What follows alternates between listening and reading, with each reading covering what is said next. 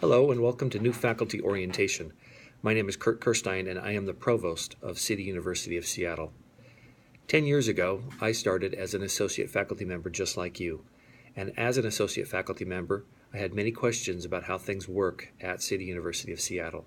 Hopefully, your new faculty orientation will give you those answers. For any questions that the new faculty orientation doesn't answer, feel free to contact your primary supervisor and ask him or her some of those questions. As you get ready to embark upon your journey as an associate faculty member at CityU, I want to give you a couple bits of advice.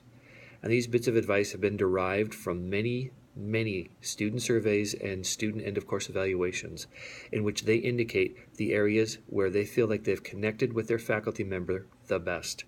These are the things that are most important to students and the things that if you follow them will be big contributors to you being successful as a faculty member. The first of which is, on a weekly basis, we ask you to make announcements in your course shells. Most of you will be teaching either online or hybrid, and those announcements will be very important. Those announcements should contain more than just information about that particular week's activities.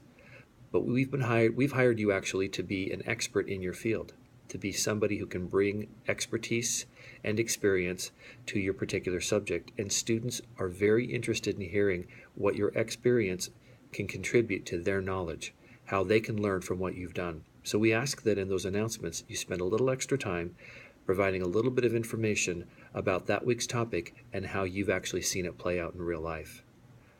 The second area where we ask you to participate in the class, particularly in the shell, is in the discussion boards. And this is an area where students have indicated that it makes a huge difference for them when their faculty members actually participate in the discussion boards.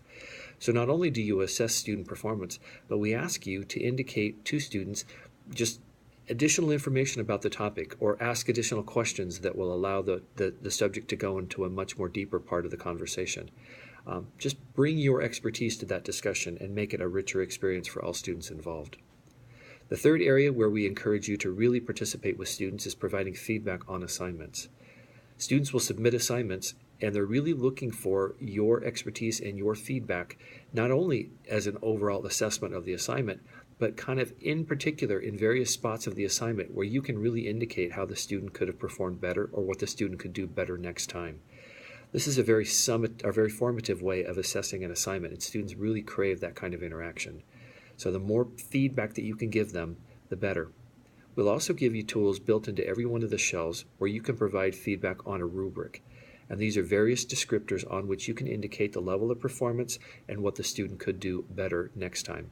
Students very much crave this kind of feedback so that they can actually become better at what they do on a really consistent basis. So those are the three areas I think that you can really sort of pay attention to and really think about how you can interact with your students at a much deeper level. I wish you great luck as a faculty member, and if you ever have any questions or concerns, again, seek out your primary supervisor, but I'm always available as well, also with the deans who are available to help you should you need it. Thanks very much and good luck.